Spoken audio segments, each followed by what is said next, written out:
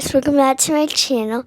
It's day 7 on Star of the Seas, and we are going to do some activities, and we're going to go to Captain's Corner. We're going to go rock climbing, do ice skating, and laser tag. Oh, our forwards hurt, don't they? Our backs are awesome, our forwards hurt. We, of course, when we brought the ship across, we had 6 hours back, which was awesome. But by the time you got to Miami or to where we were in Puerto Rico, we were all getting up at like 5 o'clock in the morning and going, all right, enough. Our bodies were just like...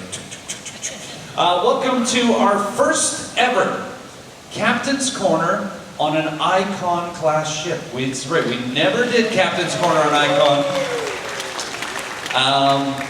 And you know, we have, of course, Captain Rob, who loves doing Captain's Corner, and we love doing it as well, and we know you love it as well. So without any further ado, would you mind welcoming to the stage the master of the vessel, Captain Rob Anstead.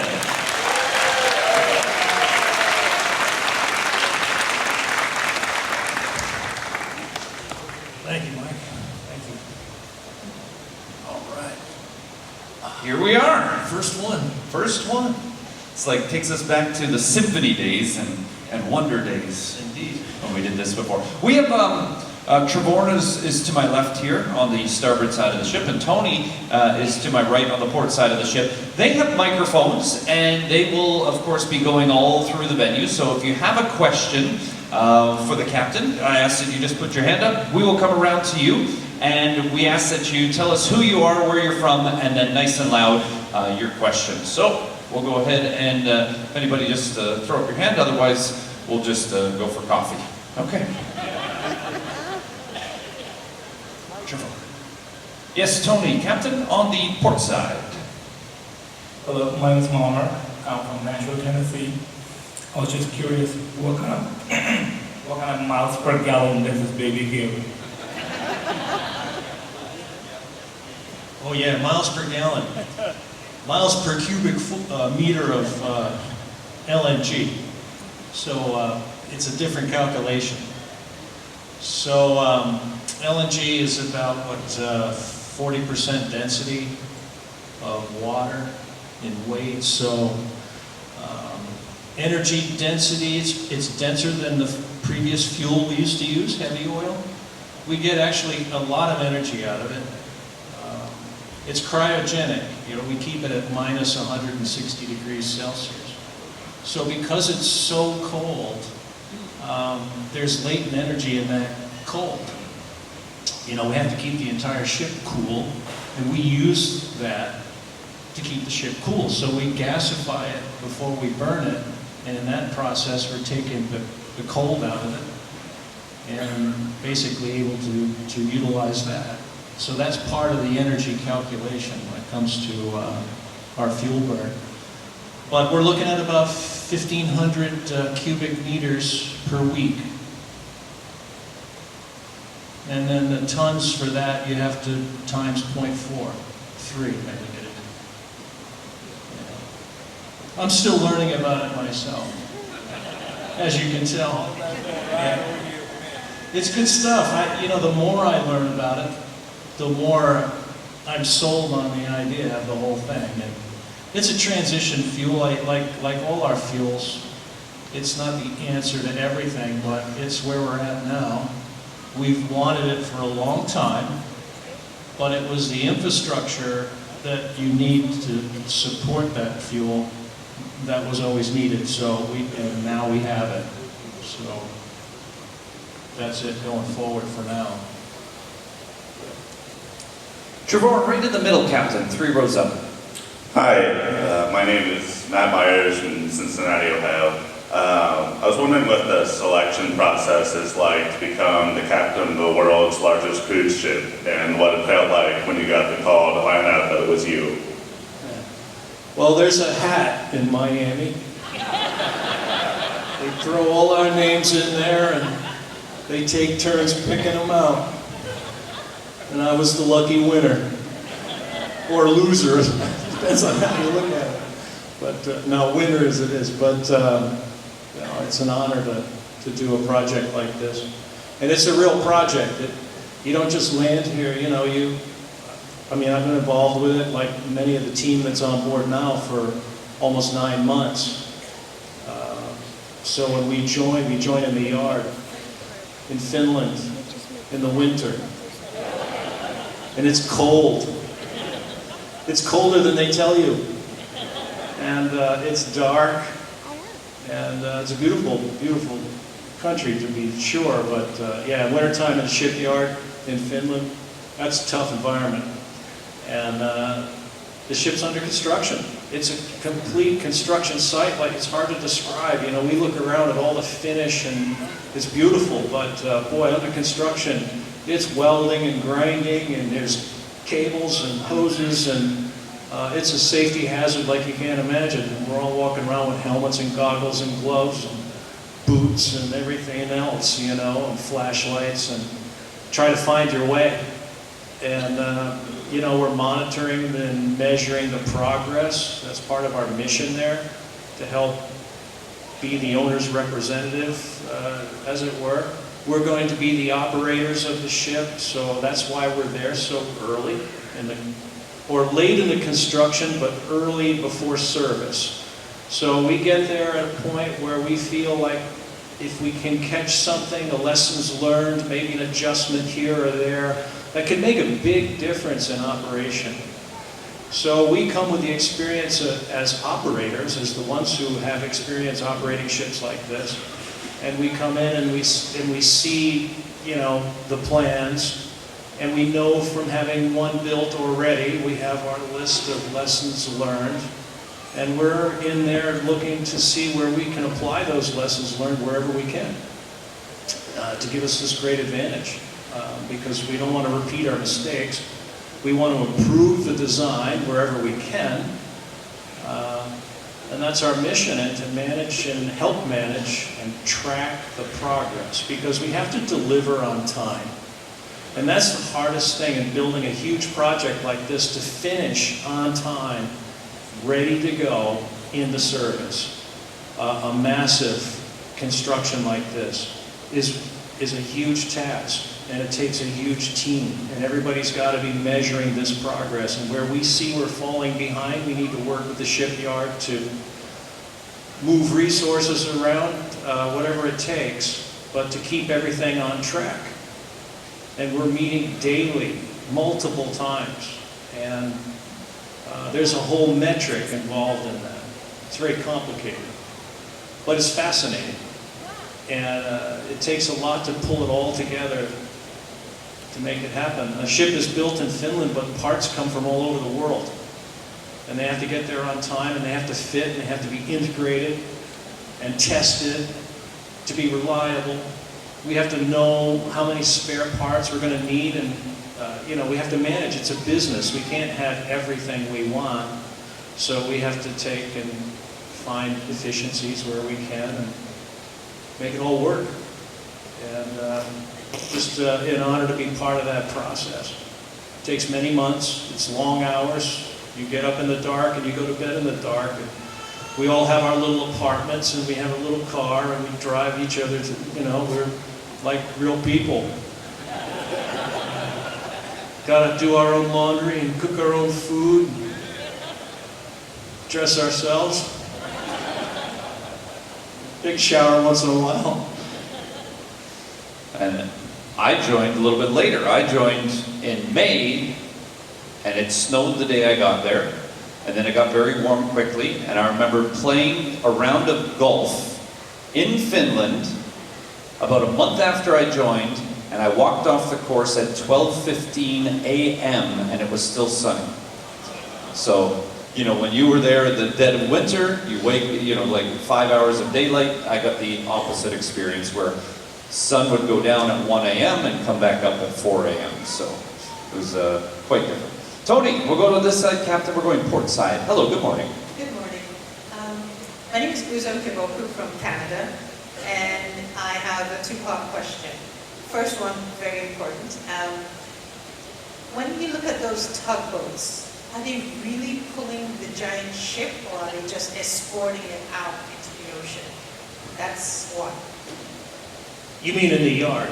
When you Yes. see the pictures of the ship being pulled out of the... Yes. Yeah, it's a little of both.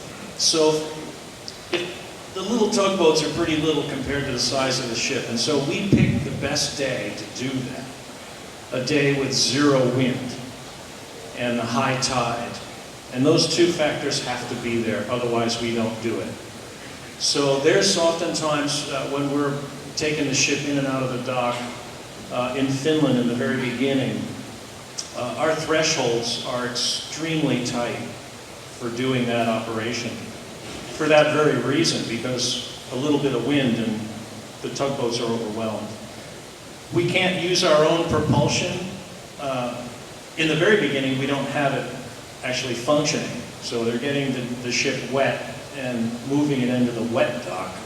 It's not under its own power. But when we go out into sea trials, it is under its own power. But we're very careful about using ship's propulsion right there at the dock. It's very shallow, and there's a number of hazards that prevent us from doing that. So we use the tugboats to carefully get her away from the pier a little bit before we apply our own propulsion. So it's a little of both. They're there to escort, they're there to be there to kind of help corral us together and make sure nothing goes wrong. Nothing's been tested at that point. Nothing's been calibrated. So we don't have any reliability or confidence in the reliability. We don't take that chance. You know, if you want to apply a little bit of thruster or propeller RPM, you're not really 100% sure what you're going to get. And it could go horribly wrong. So we're very careful until we get out into an area where, okay, if something goes a little bit wrong, we have room to react if it was. So we're still calibrating a little bit as we go for the first year in service. You know, we find our engineering wiggles and niggles and things that aren't quite right in service in the first year. And we're flying in parts. We're going to get a few parts this turnaround tomorrow that we've been waiting for a while. One of the screens on the bridge, actually a couple of the screens on the bridge failed, and we have to replace them, and they're not easy to find. And the maker has to build them, they have to calibrate them, test them, and then get them in the mail to us in a hurry. And that's typical. And that's why we have so much redundancy built in to everything that's critical. You know, we have 3 azipods, 4 thrusters. Our navigation equipment is redundant, like we have 10 of everything. If anything breaks down, it's okay. We have a few more. It's on battery backup. It's, you know, it's like that. So we do that on purpose. But it's in the beginning that we find things. The first year, we're stress testing, we're adjusting, we're finding things. Because there's so much. You know, even a plug is not quite plugged in right. It wiggles a little bit. It worked in the yard. It worked through sea trials, but 6 months into service, now it's not working. It's a loose connection. We find those everywhere. And it's happening all the time. But, you know, knock on wood, so far so good. Thank you. It's a beautiful shape. My last question. Do you know the criteria for becoming godmother of a ship? I'm looking to throw my hat. Well, there's a hat in Miami.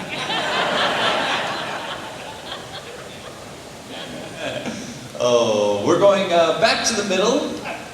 Hello, good morning. Hello, I'm Amy from Florida. The lounge chair situation is amazing.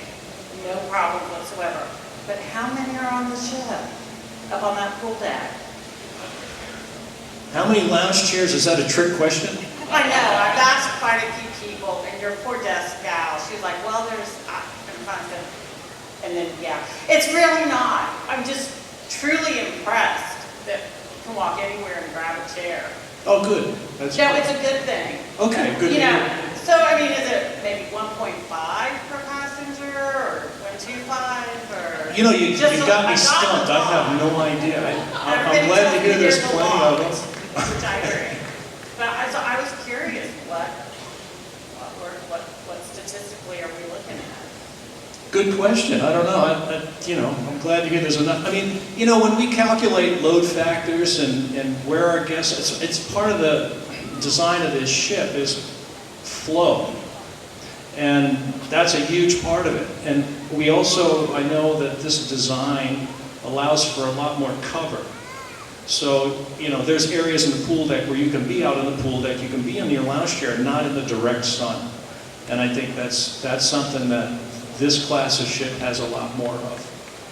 So, yeah.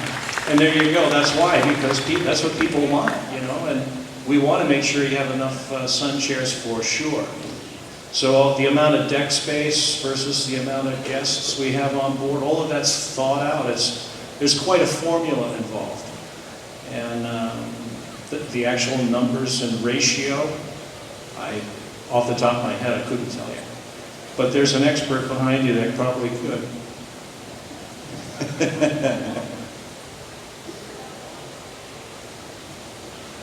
What I think we found on Icon, which blew us all away when we, because the numbers of, we could reach 6,800 or 6,900 guests, is how do we displace people? And we found that these ships, this class of ship, they really got right because it never feels crowded, And I think that was our biggest worry. I think that was really our biggest worry with this size of ship and that amount of people. But there's just so much to do in different areas, it really spreads people out. We go back over to Tony on the port side, Captain. I have 2 questions. The first is the most technologically advanced ship in the world, I guess, cruise ship. What would it take for the ship to go down? And outside of Godzilla, the only thing I can think of is like a rogue wave. So like how big a rogue wave can we handle? And what would it take for the ship to go down? A Godzilla-sized rogue wave. We haven't tested it yet. We haven't found Godzilla. Well, my second question is, in a scenario where the ship was going down very slowly, okay, would the priority be to get everybody off and onto the lifeboats, even if you could have another ship get here in plenty of time to get everybody off safely, or would the priority to be just get everybody off as fast as possible using the lifeboats? Well, if it was going down really slow, we'd get everybody off as fast as possible so we could enjoy the ship ourselves.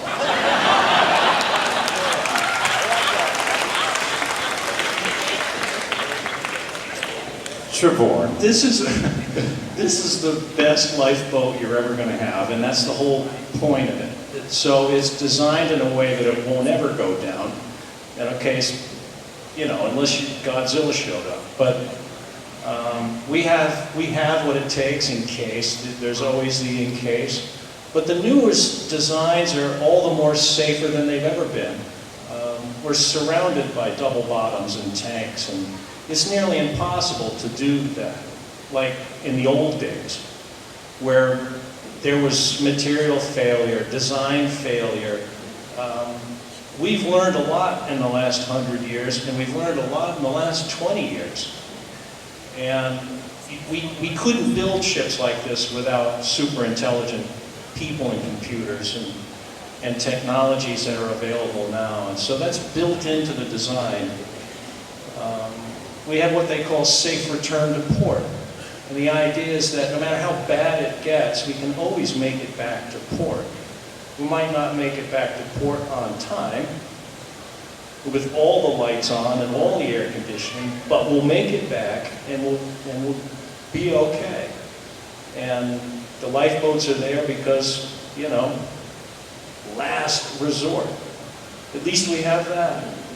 But yes, we're surrounded by other ships wherever we go. There's help available. I mean, it's about as safe as it can get with our current technologies. And that much I confidently can tell you. We drill every week within the crew. When you go ashore, if you remain behind, you'll see us drilling several times a week in different areas, but we do the full crew drill once a week, in addition to the guest drill. And we're constantly training and building our team and building the muscle memory so that if anything goes wrong and we have to react, everybody's done it before. We drill every week in different scenarios, and we're dreaming up different things that, you know, could possibly happen and that we can react appropriately. It's an ongoing process, but and the bigger the ship, the more complicated it gets. But, you know, we have the tools now, too, to manage. Great. Well, we're going back to center section. Hi, my name's Dave. I'm from Hayward, California. I have some questions about shore power. I'm just kind of curious, how many plugs, how many kilowatts, what ports, is Hope okay with shore power? No, in fact, even Port Canaveral, it'll come one day, but it's not there yet. The ship is built for it, we're ready for it. We're doing it in Miami, but we haven't yet in Port Canaveral, and it'll come. But again, you know, it's like, who can do it better? Can we do it better, or can the port do it better? And that remains to be seen. You know, if we can produce our own power cleanly, but we plug into a shore plant that's burning coal, that doesn't work. So, you know, but we have the capacity to do it, and it's all built in, the infrastructure is there, and yeah, that's the good way to go, for sure. Going right to the middle, Captain. But there's actually very few ports that have it. My name's Rhea from Finland, Illinois. I have two questions. The first one is, when you're over in Finland, and just brought up from you having those, talking about it, do you ever tweak plans and make changes as you're over there? Kind of like when you're building a house and you make changes as it's going along. And the second one is the plan on the slide nut being open where you have the clear part is changing that part to a solid part for safety reasons like they did on Honeycomb? Yes, that is being changed. That is one of those things. You know, we rely on a lot of manufacturers for a lot of our equipment. It all has to come together like I talked about it. You know, these are the things we have to be careful with, obviously. There are changes that we see and that we can make in the yard. Some of them minor, some of them significant. But there is a limit to how much we can actually do when it comes to changing things. But we can correct where we see it's needed. Anytime we change anything from the original design, that's a change order, and it's very costly. So we have to always manage that too. You know, we have to keep an eye on it. Like I said, there's a lot of things we'd maybe like to have, but they're impractical. And they're just too costly, and they're not going to bring any return on investment. And at the end of the day, we build a ship, it has to survive financially. But as our team is there, yeah, we're correcting wherever we see it. A lot of it's quality control too. It's not always just walking around seeing where we can change things. We're looking at this isn't put in correctly. This is not lining up, and we're holding a certain quality control to the yard as well. You know, the yard is going to look after the yard. We're going to look after our side of the business, our investment. It's why we're here. We want to make sure we get the ship we paid for. And imagine if you bought a nice car and you got to go to the factory and see them build it, and you're like, wait a second, I don't like the stitching on the seat. Look, it goes off and it's not quite right. You know, we correct that. And that's a lot of what we can do. We measure paint thickness, you know, to make sure that the paint coating on it is to spec. The ship is built and there's specifications for the quality of the build. And we need to make sure that those specifications are met. And it's no disrespect to the yard, they're doing the best they can, but of course we're looking after the investment as well on behalf of our great company. So we're all part of it. I don't know if that answers your question, but wherever we see we can make a difference, we definitely try. We may not always get what we want. Sometimes it's contentious. You know, the yard doesn't want to do it. It's going to cost them. And then we have to push back, and then sometimes it involves people that are far above our pay grade to get involved, and, you know, they negotiate. It's expensive to build one of these. And there's not many yards in the world that can do it. In fact, there's only one or two, and to this magnitude.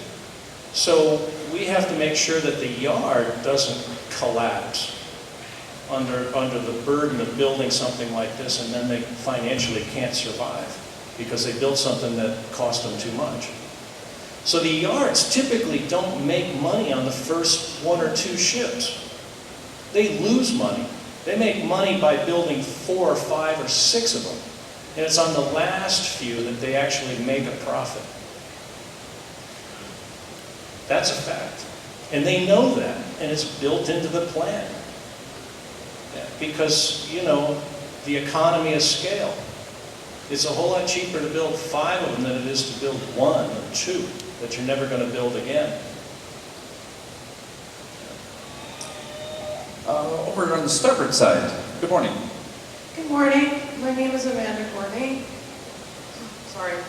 I don't really have a question, but I would like to thank you because we had you as a captain on Wonder of the Seas, and that's when we got engaged. And we would like to thank you because this is also our honeymoon. And we had you twice. Thank you. Thank you for coming. That's nice. Hi, Tony. We're going back over to the port side. Hi, my name is Andrew from Davis, California. I had a question about Sailor, his adaptation to sea and also his exercise routine on ship versus at port. Sailor's a she, and she comes up to the bridge every afternoon and has a nice quiet time up there. That's where her little safe space. We have a doghouse for her there, and all her toys are tripping over them all the time. And my office opens up to the bridge, and I'll be working away on my computer.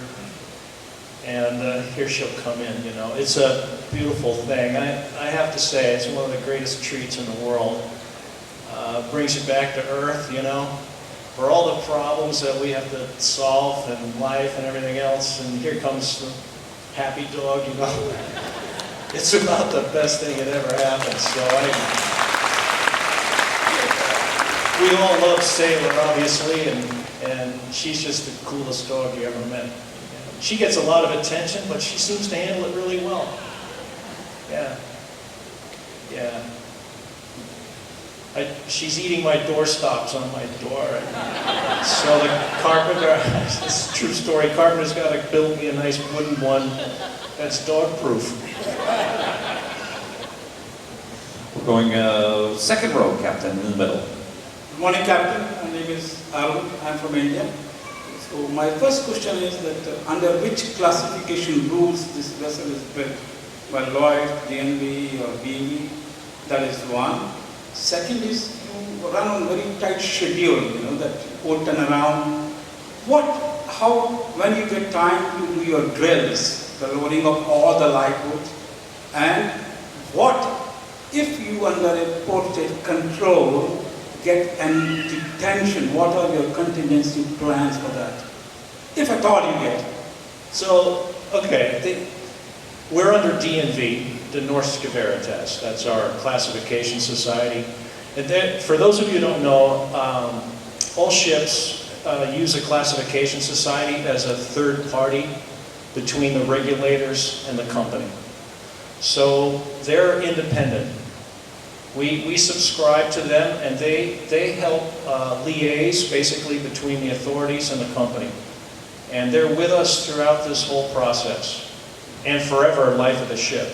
There's a number of classification societies in the world, the Norsk Veritas, Lloyd's, London is one of them, ABS, American Bureau of Shipping is another, just to name a few, and there's about a dozen of them, that names you might recognize out there. But it's done in the maritime business to have a third party, independent, and help us manage all the rules and regulations that go into operating ships like this. And not only operating, but building them. They have to be built to code.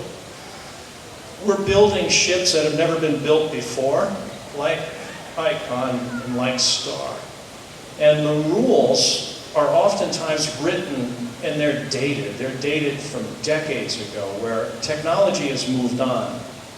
And we're trying to build using the latest and best methods and everything that we can do to build a great ship. And we need this classification society to help us with the regulations, because we actually drive some of the regulations by proving a design. We can create a design and prove its worthiness through the classification society and change some of the rules and codes that ships are built to for the better. Not that we're trying to make up stuff, but we're trying to make it better. If it's better for us, it's better for you, and that's what we try to do. Classification society, very important. We work closely with them. Not to get into the weeds too much about all of that, but it gets complicated. There's a lot to it. You know, most of the classification society, those who work for them are all engineers by trade, most all of them. And some of them have been captains and so forth too, and been in the business for a long time, and then they work there. But as for drills you mentioned, yeah, we do drills wherever we can. We do, of course, the guest drill is just as much a drill for the crew as well, but more importantly, we pick a particular port in our itinerary every week where it's conducive to doing the drill. You know, loading lifeboats, launching lifeboats, and so forth. There's rules that require we launch the boats every quarter, every single boat. There's rules that we load the boats fully every quarter. All of that's planned out and done. And Roatan is one of the ports we typically do it in. But we didn't have to do it in Roatan this time, even though we did a drill. We didn't launch the boats because we did it in Coco Cay. When we were portside alongside, we managed to get all the starboard boats down, and that allowed us to go starboard side to in Roatan. And Roatan, we would typically go portside to. Well, this ship is designed for starboard side alongside, so when we go portside to, it's kind of difficult for traffic flow. You might have noticed, you know, the gangways are not really, you have to cross what we call I-95, which is the road that runs from bow to stern on deck 2. It's a highway. And we have to cross traffic when we portside alongside. But see, these are some of the things we have to plan around. We have to plan around the drills. These are things we have to do. And launching the boats is a big evolution. It requires a lot. And it also requires pretty good weather, too. We don't like to launch them if it's windy and wavy and stormy outside either, you know. We don't want to stress the equipment, break things, and hurt people and so forth. So it's a big deal to put these things in the water. But anyhow, that goes in all part of our planning on a daily, weekly basis, monthly basis, and quarterly. Going far to your right, Captain. Hi, my name is Jyler, and I'm from Greenville, South Carolina. I just have 2 questions. How long did it take to build this boat, and how does it feel like being the captain of the biggest ship in the world? Thanks for reminding me. Yeah, it took about 2 years. That seems to be about the build rate now. It'll take a few months less for Legend, and the next one that comes out maybe a little less, but I think on average about 2 years from beginning to end. But you have to remember, that's what it just takes to build it. What it takes to make it possible is 100 years of growth and technology and planning and so forth. So our design team are working on ships that we would like to build 10, 15 years from now. They're looking at the possibilities and trying to imagine what technologies may be available to us then, and trying to understand what kind of design concepts can we have. And for this class of ship, 10 years ago, they were looking at this and thinking about this one and how it was going to be. How can we make this possible? I would love to see what they were penciling on paper 10 years ago when they were trying to design this one as opposed to what it looks like now in reality. And then that'll give you an idea of what they're penciling now for 10 years from now. How close to reality, how close to what they're dreaming of now can actually be possible. And that's the remarkable thing about the New Build program and New Build team. And I say team because it's hundreds of naval architectures and engineers at Royal Caribbean and our own New Build department that are working together with certain shipyards to come up with these kind of designs. And that takes years, years and years and years. The actual time to build it is about 2 years.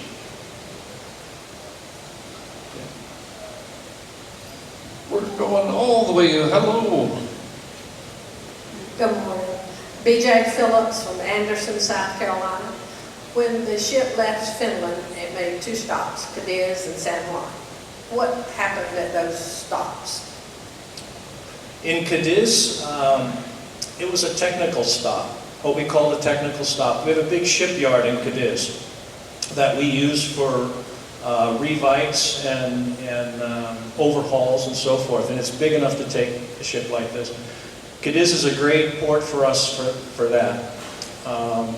And it was planned all along that Star and Icon did the same, and all our new builds tend to do this, where we make a reservation at a shipyard on delivery, so that after she leaves the yard, if needed, she can go into the dry dock and either, replace something big.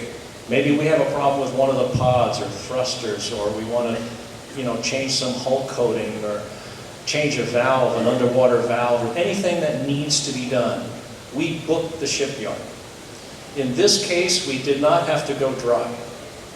On Icon, they went dry. They had some things they had to do, and they had to fix, and it could only be done in dry dock. They can't do it in the shipyard, because when they launch the ship out of the dry dock in the shipyard, it's not going back. It's going to stay wet, because the new one is using the dry dock. So the plan would be to take it to Cadiz. On the way across the Atlantic, we'll make a stop and potentially dry dock the ship to fix whatever we might need to fix. And in Star, we didn't have to do it. And that's a good thing. We also planned there in Cadiz the loading of a lot of big items, like Central Park, plantings. There was a huge backload, and we had big cranes planned and lifting all the trees and so forth on the ship, and the big items that we couldn't do in the shipyard. So all that took place in Cadiz, as well as we took a lot of crew. And then on the crossing, there's a lot of training and stress testing that goes on board the ship on its way to Ponce. And we went to Ponce, not San Juan, the other side of the island. There's a big, beautiful pier there, and we tied up there for about 4 days. And we took in the rest of our crew. And again, training and familiarization and stress testing is happening all the time, backloading and so forth. So those 2 stops, that was the main purpose. And then I joined again in Ponce. I took a break from the yard, so I didn't deliver it from the yard to Cadiz. I joined in Ponce again after a short break and took it to Port Canaveral and been here ever since. But this is how we're doing it. I mean, this is a process of rotating some crew that have been with us for a long time. None of us are 9 months straight. Well, not all of us are 9 months straight. We break it up. But we also had to crew up. We're over 2,600 crew. And it takes a lot to crew up the ship. And that was a big part of that stop in Ponce. Sure was. There's a pole at the back, Captain, right by the pillar.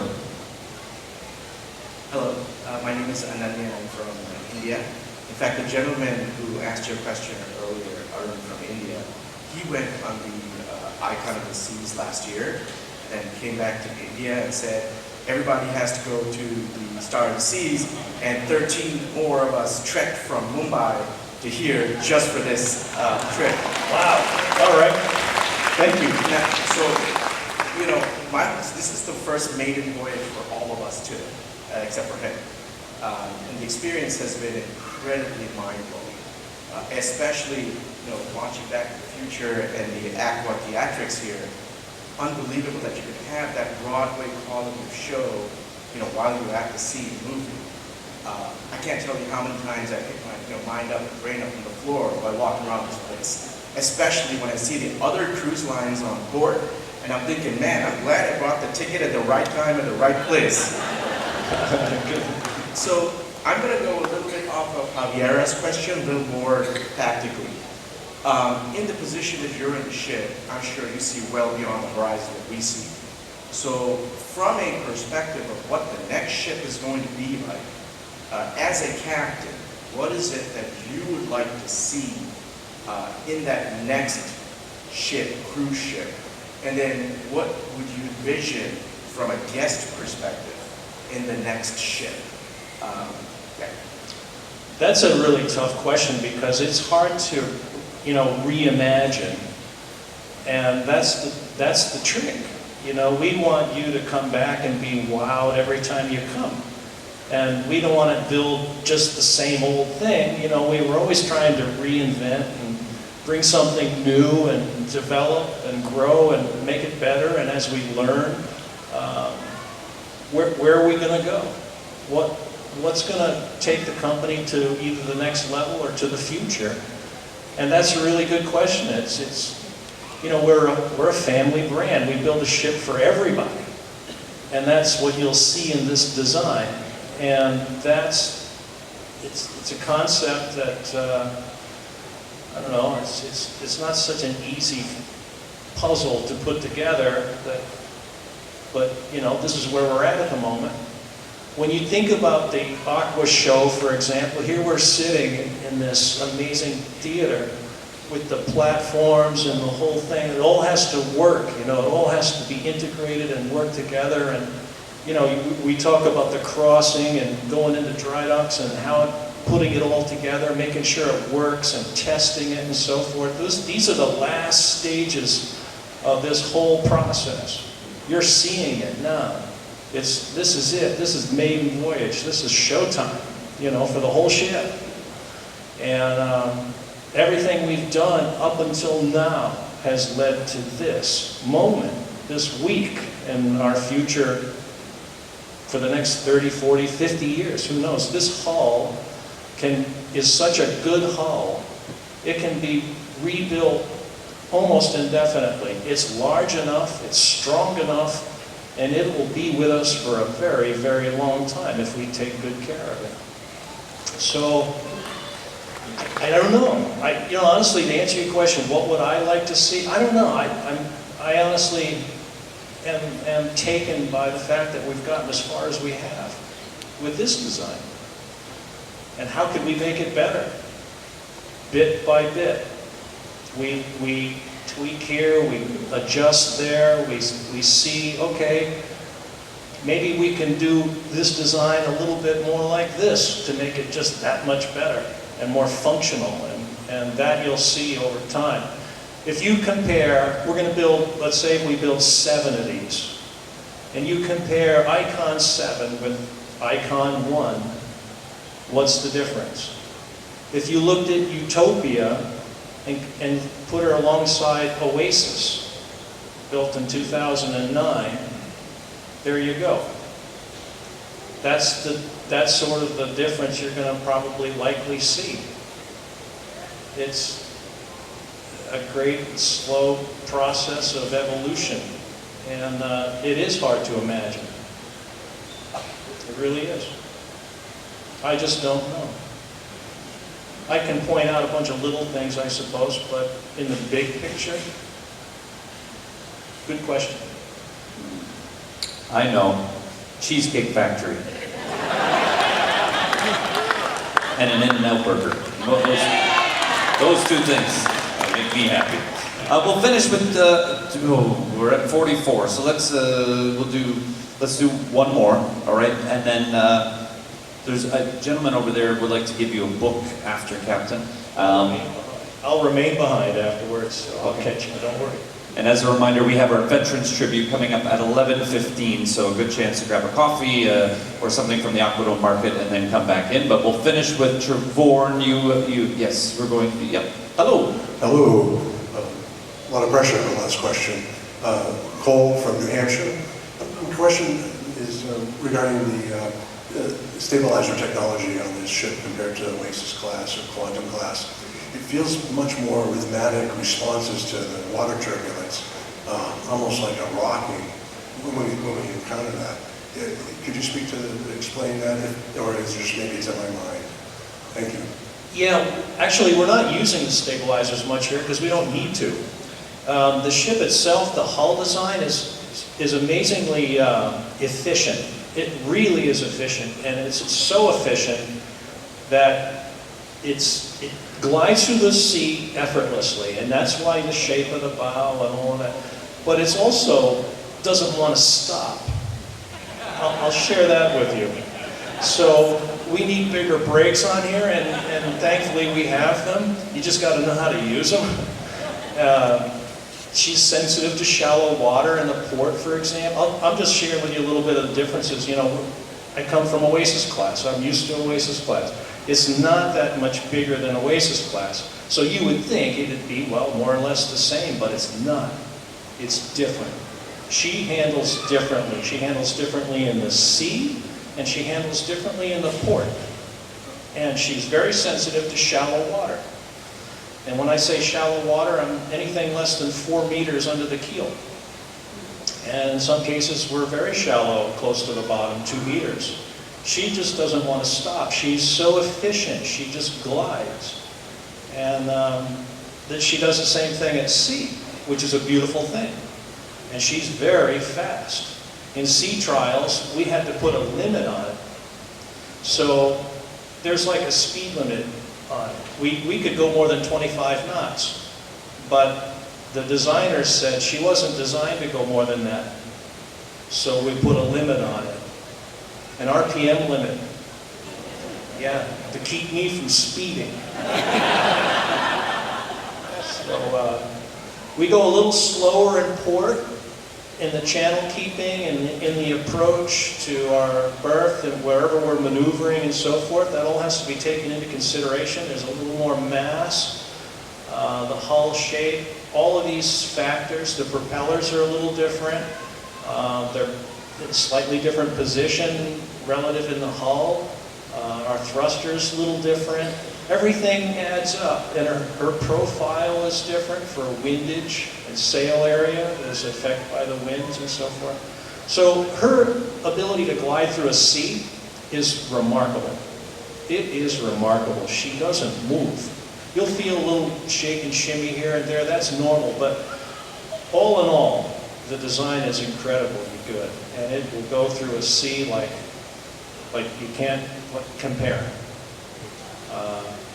Like for like, it's not. It's different. So, to answer your question, we're not using them much. They're there. They are effective. And thankfully, we don't need to use them that much. Any closing words, Captain, for our first ever Captain's Corner on Star? No, thanks. Thank you for coming, and I love answering these questions. And I know so many of you are curious about the details and how it goes, and I always try to be as honest and straight up as possible when it comes to that. And I'm not going to change, and I'll tell you exactly what I think. And I just thank you for showing interest and asking these questions, and I enjoy it very much. It's great to have you. Thank you for coming on our maiden voyage. What a pleasure to be here together with all of you. So thank you. Thank you. Captain Rob Hempstead, everybody. Thank you, Captain. Thank you, Mike. Coming down. We just finished the captain's corner, so now we're gonna just go look around the ship for a little.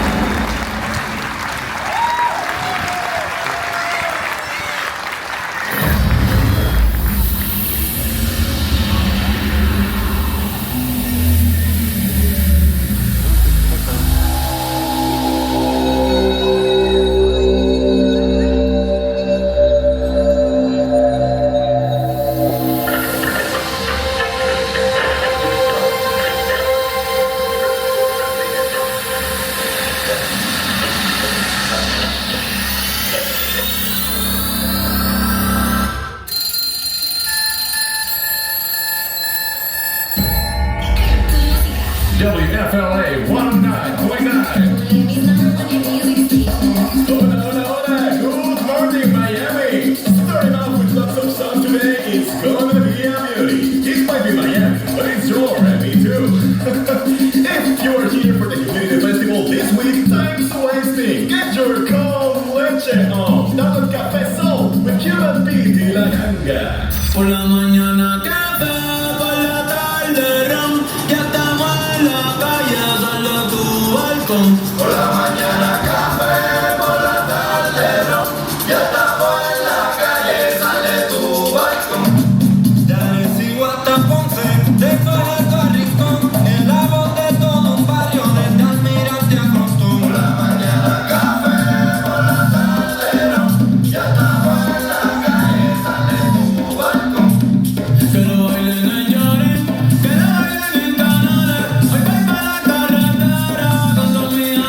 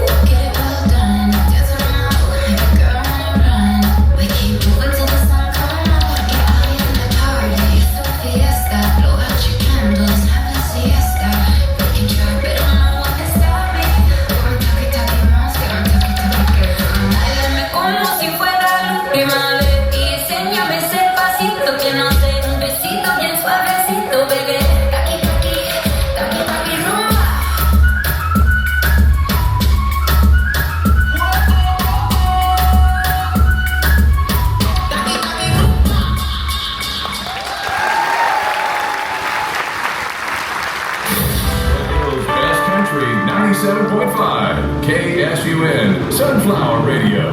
Tell that beautiful mid-morning sun, our Kansas sunflowers are smiling right back at you today. With clear skies and highs in the mid-80s, it'll be a great day to fall in love.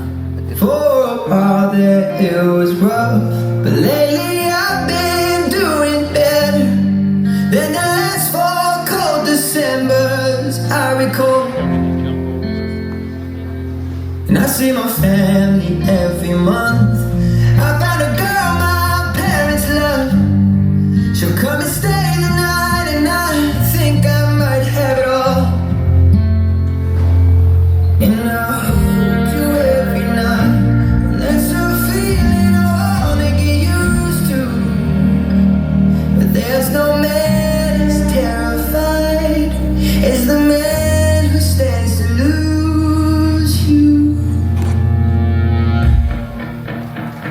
Oh, I hope I don't lose you. Please stay. I want you, I need you, oh God. Don't take these beautiful things that I've got. Stay. I want you, I need you, oh God. Don't take these beautiful things that I've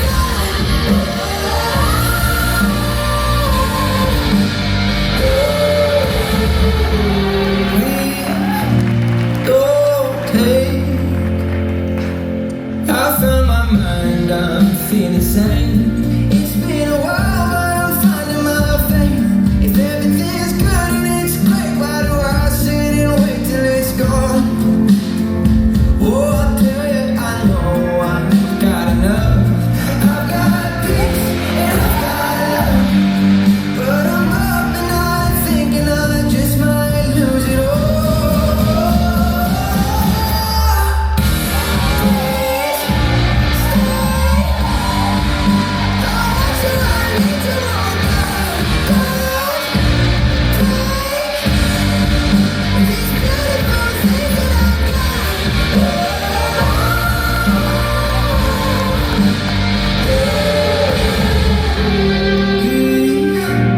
Stay. I want you, I need you, oh God.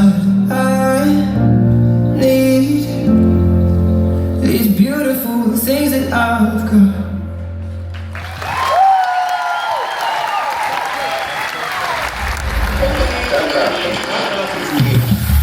1620 AM KMNT for the Southwest.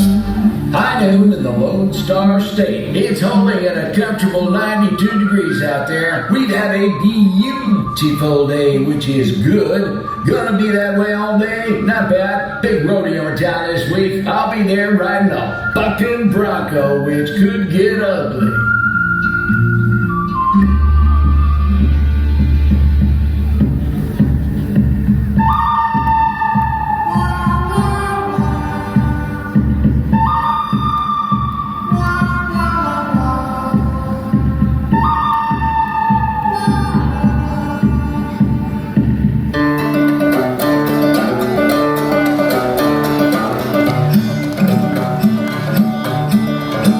This ain't Texas.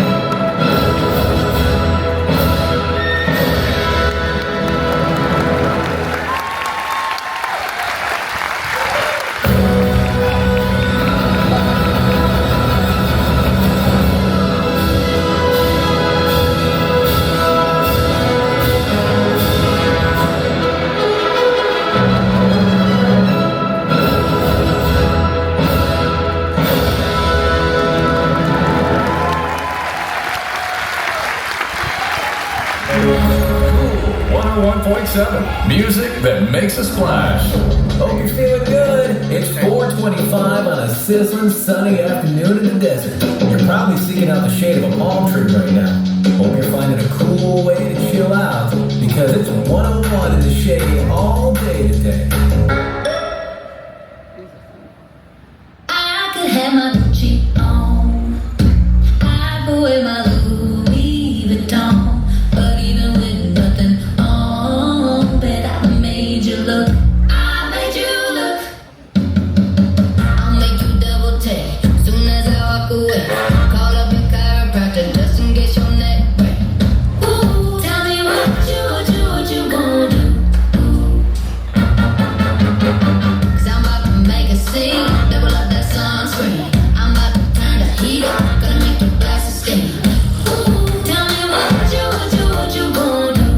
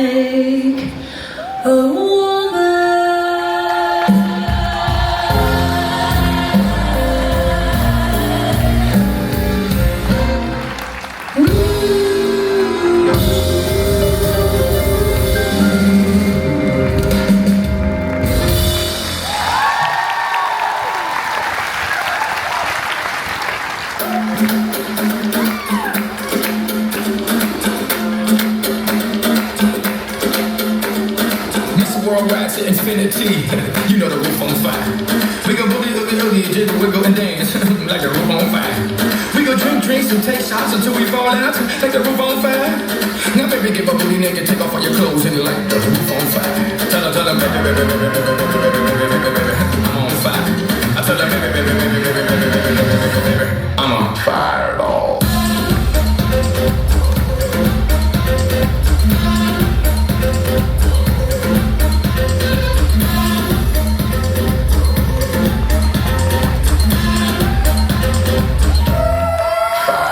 I saw I came to conquer, or should I say I saw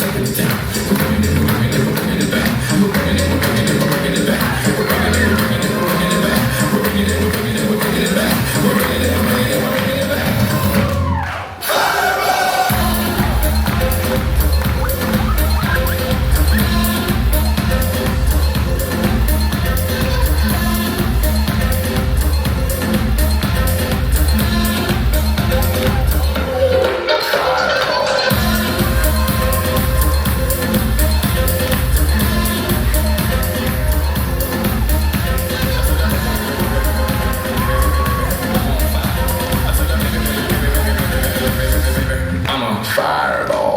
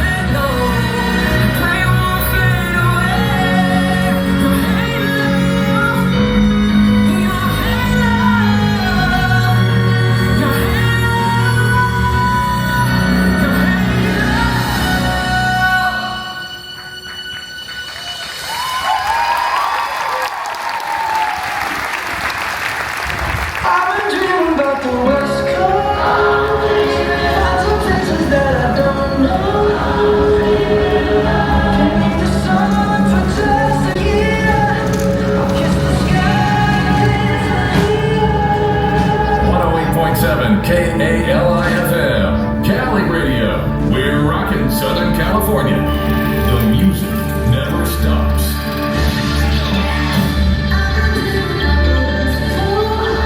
Hey, stick around because we're here to help you set that big, bright, beautiful sun down gently right at the end of the Santa Monica Pier, where we put it to bed every night. Hey, hope you made it to the beach today. It was gnarly, dude. Hey, does anybody still talk like that? If you do, call the station. We want to meet you.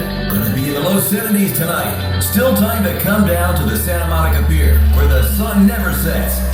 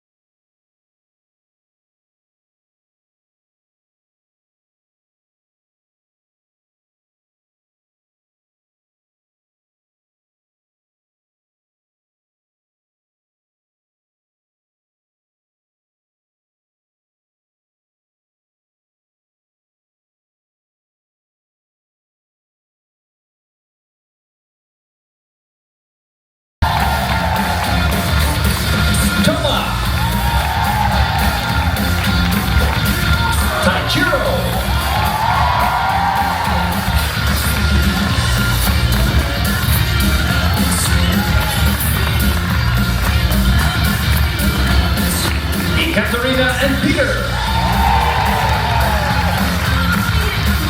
Alexandra and Nicholas. Anastasia and Antoine. Our extreme skaters.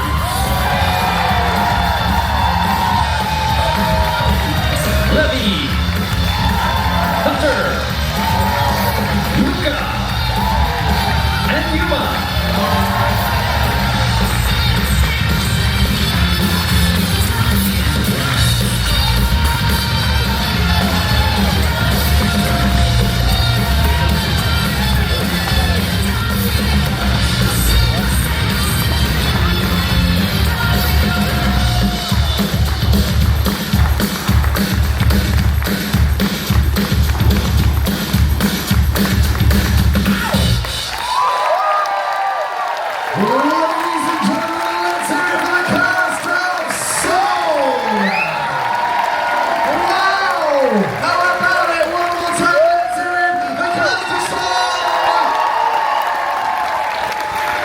Absolutely incredible. There they go. These are the crazy ones, the rappers we call them. Absolutely. Did you have fun? What an incredible show. If you'd be so kind, please keep that love going for everyone you didn't see behind the scenes. Stage staff, lights, sound, all under the leadership.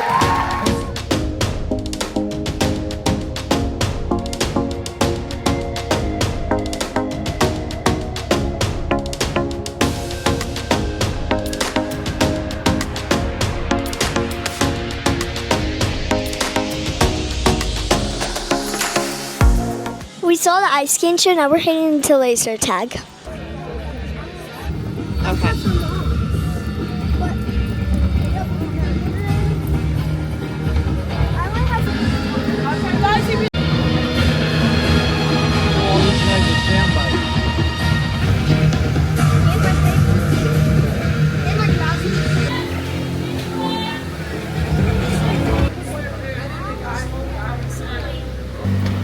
Understand. Oh, my feet. Oh, gosh. That's why I'm running this hill. No, earlier I was running and I wanted to see Jackie, and then my foot went like this. Oh, it went like this. Welcome, everybody. Welcome to Rise Poseidon. Are you ready for the game? Yes. Oh, yeah. Okay, before that, we're going to go through 50 videos. Ready? Little kids, please come closer to the front.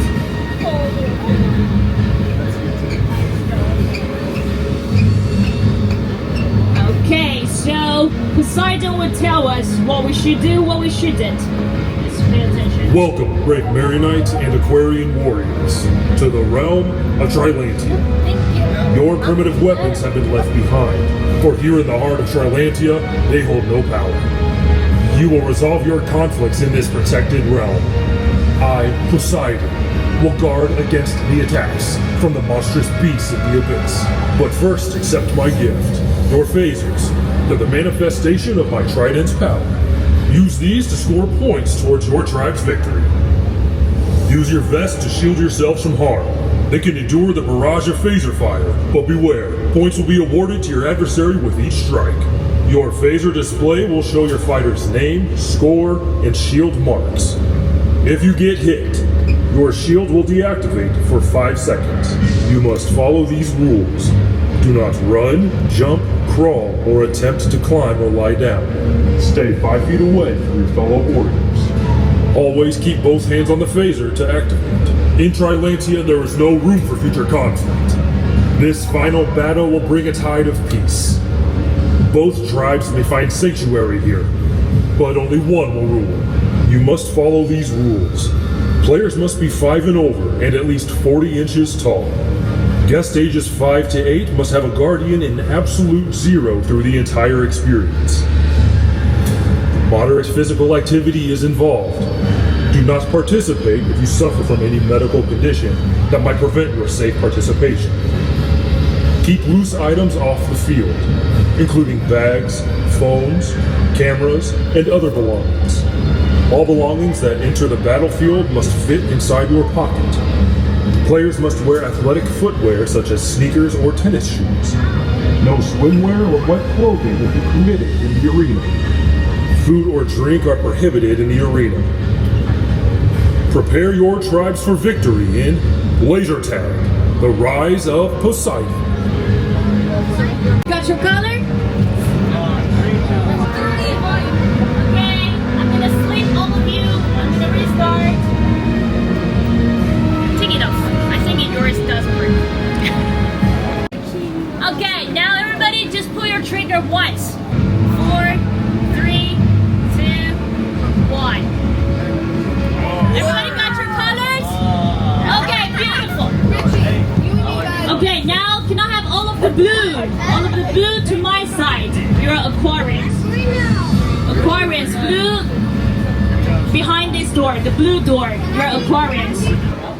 Let's go. Yeah, pull out the door. Slowly steps. There's the steps. Hey, this way. No, you could have gone that way. Small step. Slowly, everyone. Big step.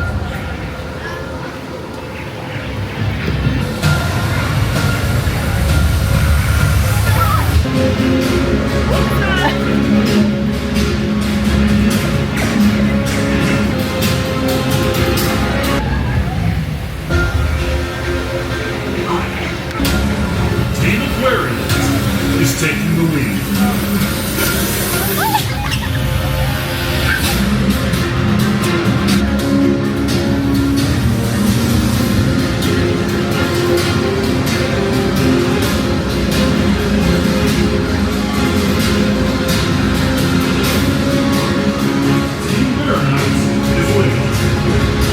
That ends our week on Star of the Seas. Don't forget to like and subscribe for more adventures. Bye!